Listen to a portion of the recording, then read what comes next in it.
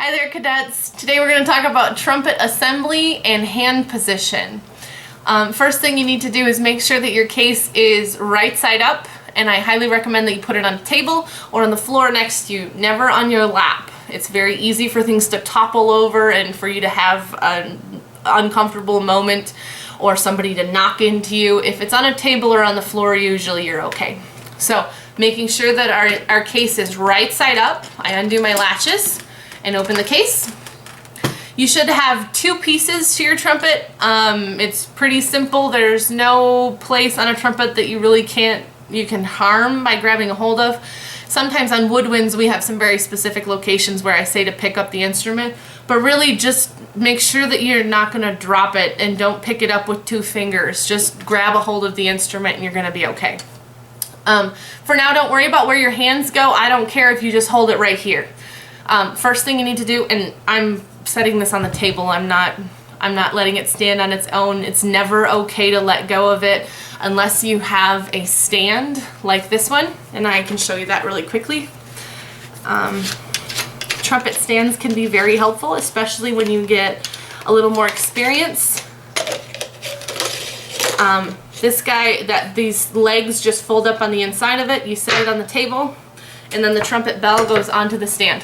It can be very helpful, especially later on when you start playing multiple instruments. There are different pitched trumpets. Sometimes you can play a flugelhorn or a piccolo trumpet or lots of other different things. So a stand can be a good investment for you, but it's not necessary as a beginner by any means. So I have my trumpet. It's on a stand right now. And take your mouthpiece.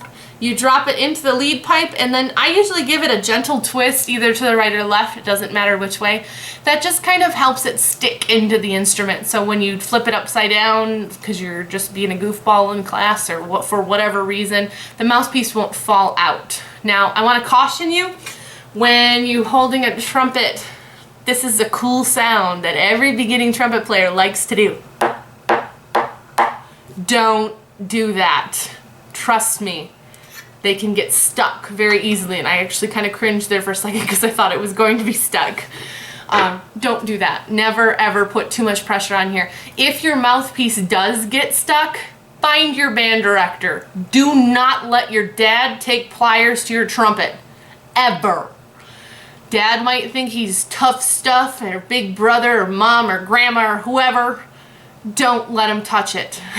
Take your trumpet just like this into school, have mom or dad or grandma or grandpa or whoever takes care of you drive you to school, and there are tools that we can safely take that mouthpiece off. If you go after this thing with pliers and start twisting and pulling, you can tear this instrument apart.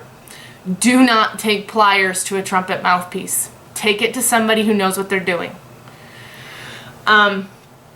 Enough with that for now. To hold the trumpet, my left hand is what actually holds the instrument. I'm going to hold it right now with my right just so I can demonstrate. You'll see that there's a little ring right here. My left ring finger is going to go through that. You may need to adjust the little screw here and make it closer or further away.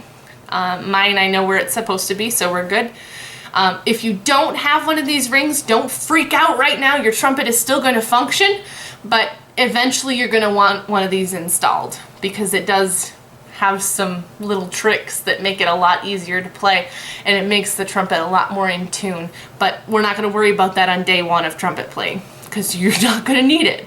So I'm going to take my hand like this, and I'm going to put my fingers kind of close together, and I'm going to put it through the trumpet. Whoops, I need to adjust that. I made it a little too close.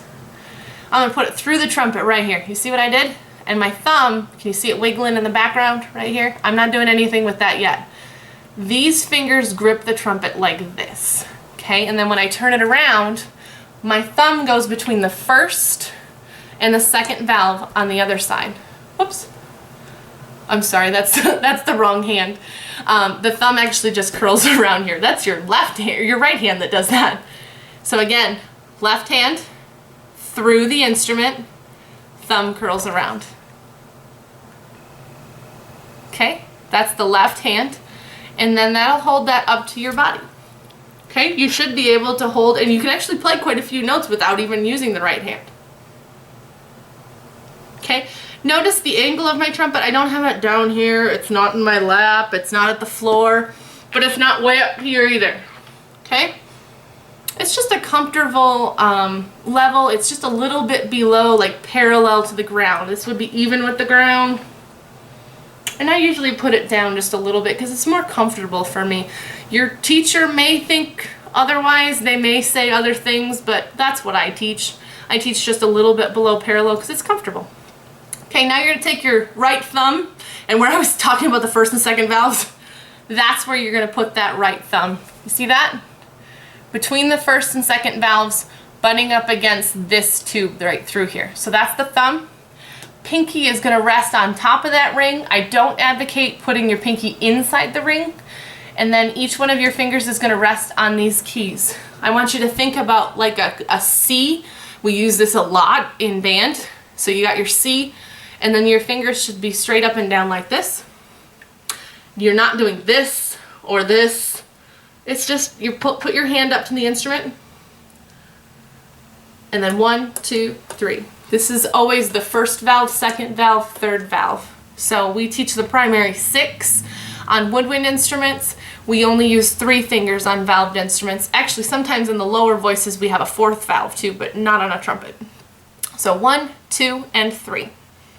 And we use those different combinations. Sometimes you'll put just the second one, sometimes just the first, sometimes both of them.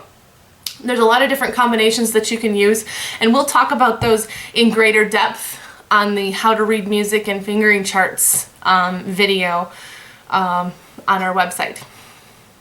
So, as always, if you have any questions, please feel free to email me at the address listed below, or just talk to your band director or your private lessons instructor. I wish you the best of luck, and I hope you keep practicing.